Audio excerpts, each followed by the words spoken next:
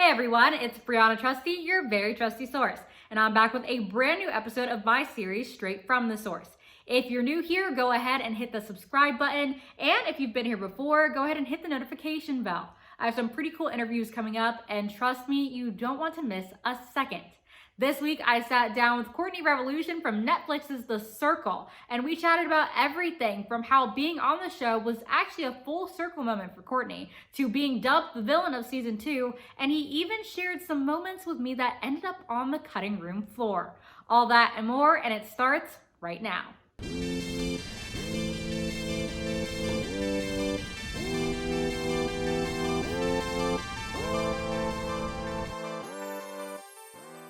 So things are starting to open up now, but where were you hunkering down for most of the pandemic during quarantine? For the majority of the quarantine, I was in my apartment. I am kind of like a homebody to begin with. Like I do go out, I do dip and do it, but for the most part, I'm kind of a homebody. So when we went into quarantine, it was like, great, I don't have to get an Uber to go to work every morning.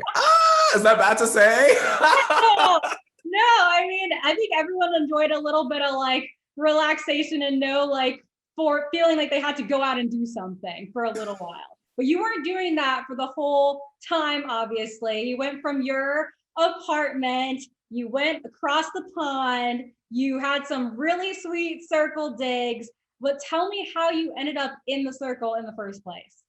I mean, this is like this is the weirdest thing because I am like a reality TV like super fan, I guess, in a sense. Like I am from like, when it was the Real World Road Rules Challenge, like the old Real World, like that is my jam. So to sit here and tell you that I literally just applied and then all of a sudden it was like, maybe I should get my passport. Yeah. I've never been anywhere before. I've never left the country before. But then it was like, okay, how much do you believe in yourself? If you really believe that you could be on the circle, you've made it, a couple steps along the way, maybe I should get my passport. And I got it. And before you know it, I was in bed eating Tiger Bites, the chicken moment.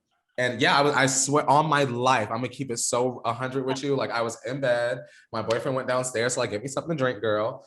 And my phone rang and it was someone from the production company. I was like, oh, I wonder what they want. Yeah. When I answered the phone, it was like chicken in mouth. And they were like, listen, I have some big news. And I was like, oh my God, I can't believe I got cut. Like, oh, I knew I messed up in the final. Like I knew it. I knew I just like wasn't giving what they wanted me to give. And they were like, pack your bags because you are going to England. And I was like, are you kidding me? And before you knew it, I really was like telling my job, I was like, listen, I gotta go. I can't really tell you why, but understand it's a big deal. I gotta go. I was like, girl, I was overnighting stuff from like Amazon. I was like in the mall, like, oh my God, I don't own clothes.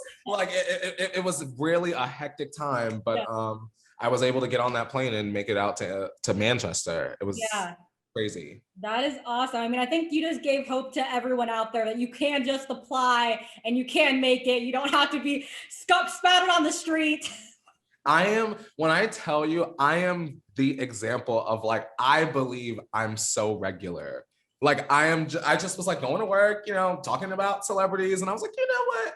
Maybe I could, just apply and let me see what happened. Like you have to take that first step. So many people are like, I could never. But I always wanted to. So maybe you take the step, you take the chance on you. Right. So going into it, had you watched the first season? Were you a season 1 fan? I was a season 1 super fan. I was like, on the couch with my best friend.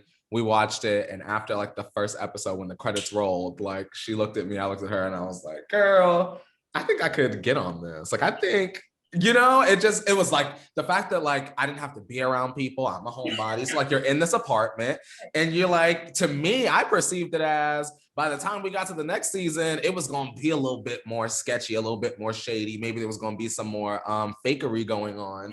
So I was like, you know what, girl, I think that I'm going to apply and see what happens. Yeah. I loved the first season. By the time I was in England, I was able to watch the two UK seasons. So Okay. I was going into it like, okay, it really could be a little bit more savage because Right. now I've seen what it could be. So you were prepared. You were ready to go. Yeah, I was like, I like to go into things knowing what I'm getting myself into, and so I went into it feeling like, okay, you ever feel like real confident, like, like I don't smoke cigarettes, but girl, wait until I get up in the girl, we gonna turn the party, girl. Yeah. And when I walked in there, I didn't know what the hell was going on. I was like I felt like fish out of water. It was such a different experience. Okay. Okay. I mean, well, you seemed pretty confident from the start. So if that was how you were feeling, it didn't show. I mean, even when you were setting up your profile from the start, you were very strategic about it. You said that you weren't going to disclose the fact that you were in the entertainment news world. You made your occupation a barista. Do you think that actually ended up affecting your gameplay at all, or was that just kind of a thing you threw in there?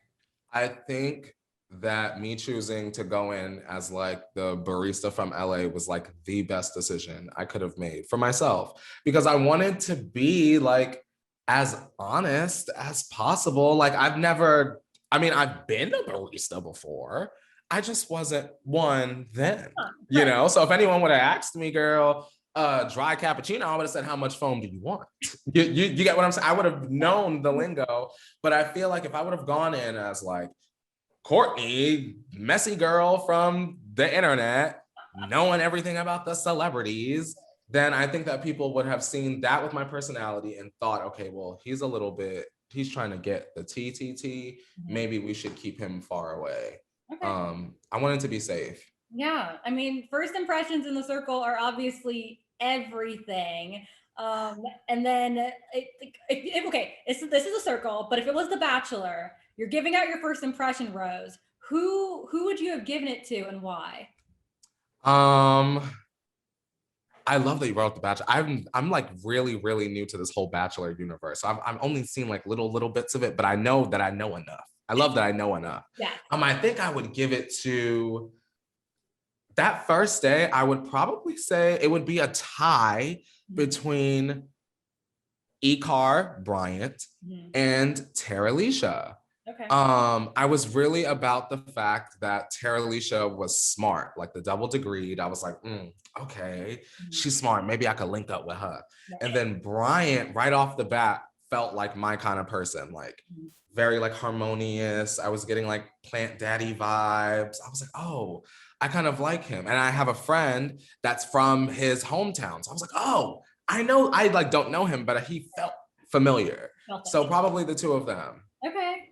Well, over the time in the circle, you had some besties, you had some frenemies. Among the Bryant's close connection from the start, it was also Savannah, who eventually got into some of perhaps the biggest drama of the season, the Savannah Tara Alicia showdown. At the time, it seemed like you were pretty team Savannah, but getting a chance to look back on it, do you have a different stance on that situation? To be honest, I don't disagree with what Savannah did, right? So Savannah, when she came to see me, she explained the Girls Alliance and she explained like saving Trevor and why she saved Trevor and the conversation that they had. And when she broke it down to me under the explanation of like, if I would have saved Chloe, it might have exposed the Girls Alliance. I kind of understood that. And I also understood the thought of, okay, yeah, we have this girls gang alliance, whatever. If the two girls are influencers, why do they need to publicly and outwardly save a girl?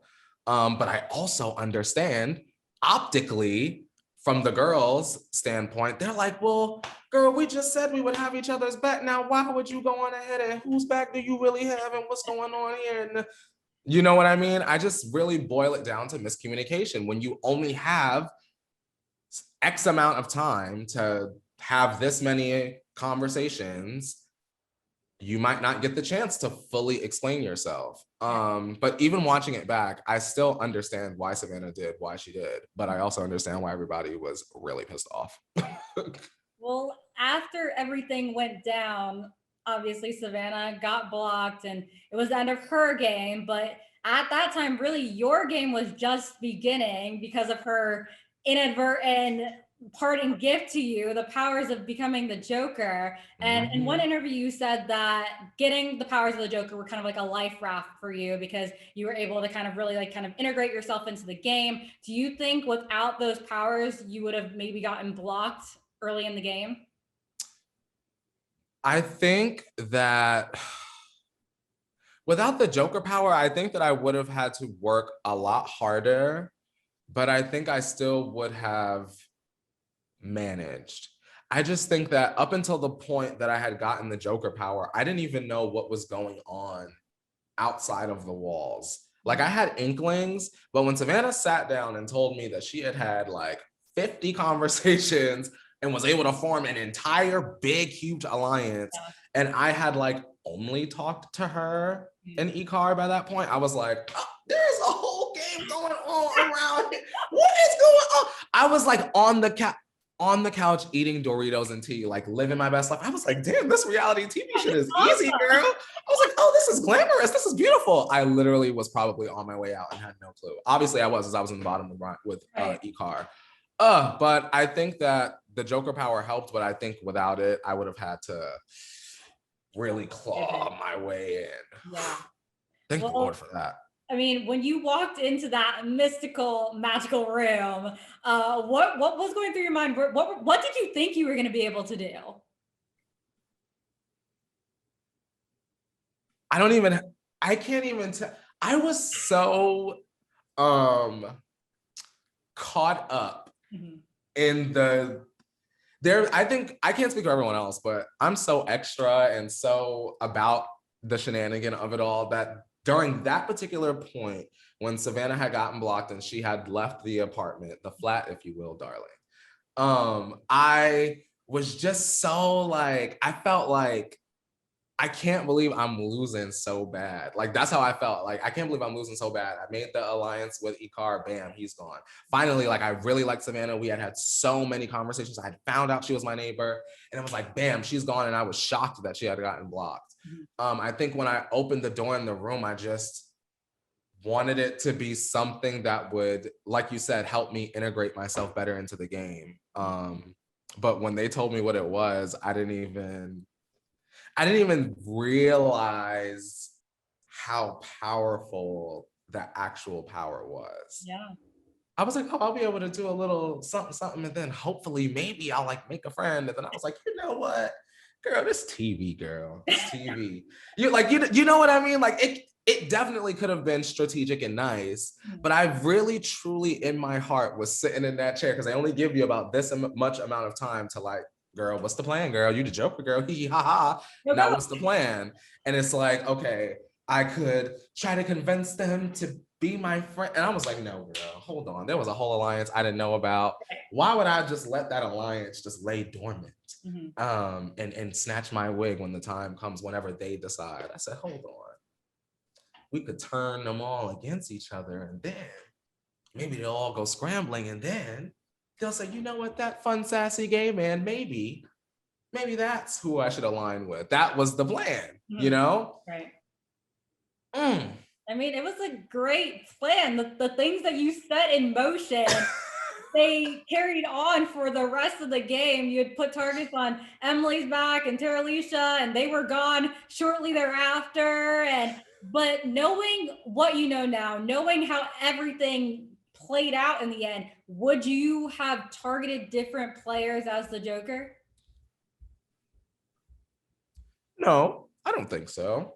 The reason why is because at the end of the day, what I knew in the game, like think about it as like y'all are seeing it and knowing everything that's going on, what we look like for real. I am in these walls and it's just me and the silence.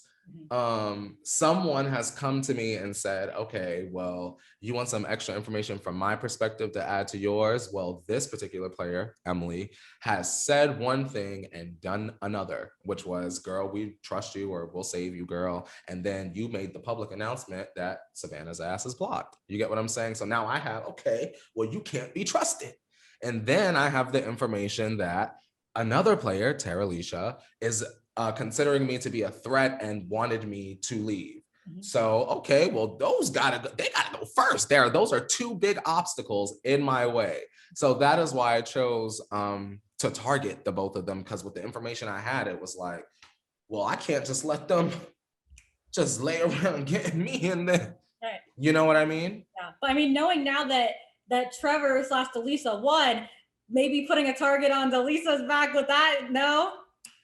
Honestly, I think that had Trevor gone earlier, or in any sense of the way, and I had anything to do with it, I think that I would have gone immediately following. There's just like, no, I don't think that there would have been anything that I would have been able to say or do to Chloe, who was the popular one throughout the game, to sort of like save that relationship. I think it almost would have wound up like how Kat was with Chloe. Like Chloe would have been like, okay, girl. And then I would have been packing up my little tea set and going on home. Right. I mean, that's valid. That's valid. I mean, well, throughout the time on the circle, you played it, like I said, a very strategic game. Some people loved it. Some people hated it. Some people have dubbed you the quote unquote villain of the season. I mean, every reality show, every season, there's a so-called villain. Do you think that it should have fallen on you this season? It's crazy because like, the clown always comes back to bite, we always say, right? Like Monique said on Charm School, when you do clownery, the clown comes back to bite. And as a reality TV fan, I would watch shows and the villain would always do an interview and they would always say, well, you know, this and this and this happened, but you know, the edit only shows, and I would be at home throwing popcorn at the screen like, you can't be edited a certain way if you don't give it to the camera. Like, you know what I mean? And now in the weirdest full circle way, I so get it, right? So it's not that those mean or bitchy moments didn't happen. It's just that they were always, in my opinion, preceded by a moment of heart or emotion or even just explanation. And those things, in my opinion, would have made the audience like me more. But it's not about me, right? It's about the best story that the production can tell for the audience. And I think that by leaving some of those lighter, fun, maybe moments that will make you connect to me, by leaving them on the editing room floor, and not only made like Delisa's win like even more iconic, more legendary, but there's also that element of like, if you didn't like me, like, damn right that bitch lost. Like, and that's what he get. And he stabbed River in the back. Courtney, strategic my ass. Like, and as a fan, I get it. I get it. You know what I mean? I so get it. If it had to be someone, let it be me, I guess. Whatever, I get it. Now you're gonna go down in circle history. I mean, people like to hate the villain, but they also love them a little bit too. Yeah, and to be honest, the hate sucks. Like, it sucks and it's annoying. But to be honest and not dramatic, the love is like so much more, like a lot. So, you know, when I go on my DMs and I see like the one negative DM, I always have to like check myself and be like, bitch, hold on. And then as I scroll, it's like 80 or 90 or whatever nice ones. And people that just get it. Like, it's a TV show and we're all friends, so yeah. I mean, for all the time that you were being a master game player, you were also at the bottom too. So you did have your moments where you were not an influencer, you weren't at the top. There was there was a sudden death moment at one point. I think it was episode 8 where there were no influencers. The bottom 2 were going home. The 5th spot went to Mitchell. The 6th spot was open. It was you and 2 other people. What was going through your mind at that time when you might have been going home? Do you understand? Think about your favorite reality television show and think about your favorite character and that moment where they almost went home and you were like clutching the remote or clutching the blanket. Do you understand that feeling is amplified by 300,000 when it's you and you have fully convinced yourself that your time is coming to a close? What was going through my mind was, how am I gonna react to me going home right now? Because I was convinced. I really, truly, in my heart of hearts, thought I was going home. They didn't show it, but I had like rated Lance like unusually high, like trying to like balance out like the votes or something like that. And because like I was like, oh my God, Lance is literally going to beat me because I was an idiot and rated Lisa high. And I was like, I can't believe I did this to myself. And that was going through my head. I was like, I said, am I gonna be like, oh, or like, ooh, like, am I gonna hug a pillow and sit on the couch? Am I gonna go, oh, my daddy? Like, I'm like, oh, that's not gonna be good. Like, I just didn't know how I was gonna react. And like, when my picture turned around, like my heart literally, like, I thought I was gonna give out. I was in absolute shock. That influencer moment, when I became the influencer, and the moment when the double blocking happened, were like the two most shocking. Like, when I became influencer, I sprinted around the apartment. Girl, they didn't even show you the half of it. I was like, I ain't even got no check on Twitter, but I got a check on the circle, bitch. Like, I was like doing the most. Yeah. The most. I mean, yeah, that was definitely one of the more like, oh, moments of the show. There was a lot happening there, but you made it through that blocking, and then eventually you made it to that coveted circle dinner where you got to meet everyone. Who was the person you were most shocked to see, whether it was because they were real or because they were a catfish? I think for me, I was most surprised by, but also didn't care the most about River/Lee, Okay. right? So like I'll be honest, they kept asking me, in hindsight, it all makes sense. They kept asking me, Courtney, you're about to go into this final dinner. What would you do if your best mate, your number one, River, was actually a catfish? And I was like cutting them off. I was like, I know Lee personally at this point. Like, I don't care. That's my bitch. I was like, I don't care. That's my bitch. We've been through everything together. I don't care. He's had my back. I need to know that beautiful soul behind the big hair, like Jesse McCartney. Like, I was saying like all types of like dumb, wild. Like, I was like, I don't care. They could not use any of it, I'm sure. But I was like, River is the baddest bitch. I don't care. I love him. So like when he came in and he was just like this older gentleman, I could not care. You saw, I ran past everybody because that is the kind of spirit that I wanted in my life. Lee called my ass today. And to keep it real, I don't answer the phone. I was busy. I was on the way running some errands. Lee literally calls me just to say like, hey, I know you're busy. Like, I just wanted to say, I miss you. I love you. Like, you don't have to call me back. Like, I just wanted to let you know. And now I'm going to call Lee back. But Lee, no, I like to sit, like how we're talking, I like to give my full undivided attention. I don't like to be in the car. And so like if I'm doing something, I like to give that moment to him because he is special to me. Oh, that's sweet. That's nice to know that you guys are still, it wasn't just the show. It's still you No, guys. that's my sis. It's in the wash today, but I normally have on my Courtney. He drew all of us and he's selling the t-shirts. I would have had my little Courtney shirt on today, but I've been wearing her out, girl, to be honest. Oh my God, that's amazing. Well, when it was all said and done, you came in third place, which certainly nothing to sneeze at because season 2 was brutal. But did you think you were gonna lose? It seemed like you had a pretty solid handle on things, like up until the very end. I think I really felt like, first of all, to be honest, I thought I was going home first. So like for me, once I didn't, it was like my goal, to be 100% transparent, was just to be able to sit on the couch with Michelle. Like when I ran into the flat, I jumped on the bed, but what I was screaming was, oh my God, Michelle, I made it. I'm gonna be sitting next to you, girl. Like, because I was ready. But you just never know. And I hate to, like, my best friend always tells me to manage my expectations. So I didn't want to feel like, yeah, I'm the winner. Like, wait until I get into the finals. But like, it was nice to be able to make it as far as I did. Yeah. And just to be a finalist was like, I felt like and it sounds so corny.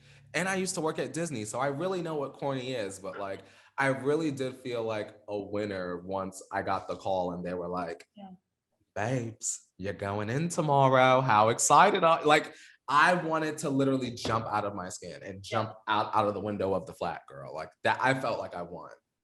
Well, by the way, that British accent is It's so bad. I'm sorry if that's offensive, I British people. I love it. Love it. It puts you in the moment. You really see what Courtney saw. You hear it. Well, like I said, season 2, it was messy. There was drama. It was a lot more strategic. The players were more strategic than on season 1.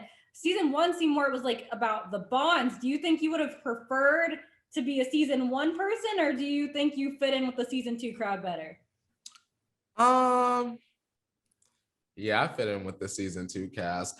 I just think that we all kind of went in a little bit being like, okay, this is not going to be like season 1. You know, whether you had seen like the international versions or not, you had to know. The second E-Car wound up in the bottom after he told us he saved the homeless friend off the street, how dare y'all put him last? Don't you know I was the only ass that put him first and everyone else rated him last? The only one, girl. Y'all should have known right then what time it was, and that was one of the wake-up calls for me. So I think season 2 was right where I needed to be.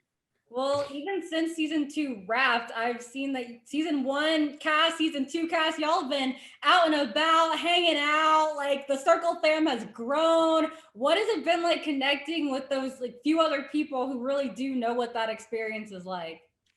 I'm sure that by now you've realized that I'm just a stan in a silly hat. So like me going to an event where the season 1 cast members are ... and they know who I am ... and they're warm and welcoming blew my mind. My brain was kind of like when you put microwave popcorn in the microwave, girl, and it was just like pop, pop, pop, because it was just so much love. Like, you know what I mean? Just like, oh my God, you guys were like so entertaining. Like Shoobies, they're like, hey man, like all of them. So incredibly nice. Sean, Alex was there, girl. Alex, lovely. Alex and his wife, lovely, beautiful people. I really, they didn't expand on it a lot because, girl, who likes a boohoo, right? But out here in LA, it is like not that easy to make friends, especially when you're a Scrooge McScrooge like myself. So I really do feel like, girl, shout out to Delisa because she got the money. But girl, I got the trip to England and I got to be on TV and I got the friends. So I'm good. I have like this built-in community now that I didn't necessarily feel like I had before that was local. To know that Joey's like, bitch, if you need me any time of the day or night, like call me and I will come to you is beautiful to me. You know what I mean? Yeah, it's a little circle. The Circle fam extends far outside the circle. That is lovely and beautiful. And in addition to that support from your Circle fam, you've also gained, I mean, so many fans in this process as well. I know last year, April 2020, you posted what would become your iconic Circle, your profile pic. And then fast forward to your April 2021, you were announcing that you were on the Circle, and then you're an entertainment news host. You're the one who's typically like dishing it out, spilling the tea, doing the interviews. How has it felt being on the other side and getting that reality star treatment? Honestly, it has been eye-opening in a way that you can only understand once you're on the other side. Right now, I am by no means a celebrity. I'm not Miss Demi Lovato. I'm not Britney Spears or the Legends girl. But it is very interesting to lose your ability, because that's what it is. You lose your ability forever to make a different first impression if people have seen the show, right? So once you're on the other side, and it's a worldwide premiere, so everyone in the world can see the show if they would like. It's like, once you meet me, no matter how nice I am or how mean I am, which never, you'll always walk up to me with like a preconceived notion about who I am or what I'm going to give. And honestly, I really am just like sitting there like eating fries and like wiping shit off my face. Like, you know what I mean? So I can't say that I get it, because like I'm not Khloe Kardashian, but it does make me think a little bit more critically when I read a news story about what could be possible versus what is being reported, because people say all types of things about me online now. And I'm like, what? Like, did y'all watch the same show? Like, did you what? Or like just things out of the show, like they say that I said and I never said, and I'm like, what? And like to want to be able to be like, girl, that's wrong, and that's wrong, and that's wrong, that's wrong. It's too overwhelming at this point. The whole world has seen you.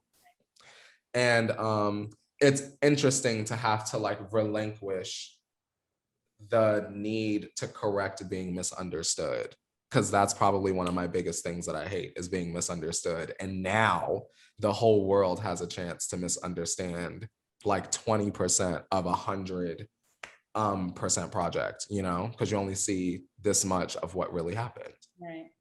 Sorry that was really long and drawn out. No, that is a very like downside to like, everyone's like, oh, being on a Netflix reality show is so cool, so fun, like instant fame. But I mean, like you just said, there is a downside to it as well. Oh yeah, girl. I'll write about it in my memoirs, girl. It'll be the New York Times bestseller, girl. Yes. Mm-hmm. Well, circle fame aside, I mean, obviously have so many other things going on. You have a booming YouTube channel, your YouTube live show, your podcast, and I can imagine that this is not the end for you. So what's next for Courtney? Are you hosting next to Michelle now? What's going on? Oh my God, if I got to host next to Michelle, oh my God, Michelle, if you would allow, girl, please manifest that, girl, Jack, girl. But no, I would really love to get into voice acting. So I'm putting that out into the universe. And I really need to go on ahead and drop that intergalactic flawlessness merch, because the boys and girls of the world have been asking. And I'm just gonna keep doing my live show and doing my thing and taking all of the opportunities that come my way, you know? The world is my oyster, girl, and I'm the pearl. Well, so would those opportunities potentially include another reality show? Is that potentially on the scope? Girl, listen, let Netflix ring my phone. I'll be ready. Khloe coming next month. I'm just going to go on ahead and say this. I done tweeted it out that we all need to go on a vacation, and then Netflix could just send a cameraman or 3 to film it. Bachelor in Paradise times The Circle, like that is the show. Put the 2 casts together, season 1, season 2, and send us on a tropical vacation for a week, just like they did Housewives. Go on ahead and send a few cameramen around and give us a couple mic packs to see the fireworks go on. That's the one. That is a show I would definitely watch. That's amazing. That would be super cool. Netflix, put it out there. Let's make it happen. Amazing. Well, Courtney, thank you so much again for speaking to me. You are such a light. You are amazing. And I truly cannot wait to see what you do next. And hopefully it is that Netflix show we just discussed. That would be okay. Cool. Girl, manifesting that, girl. Amazing. Thank you for having me on. Thank you. So nice to meet you. So nice to meet you as well.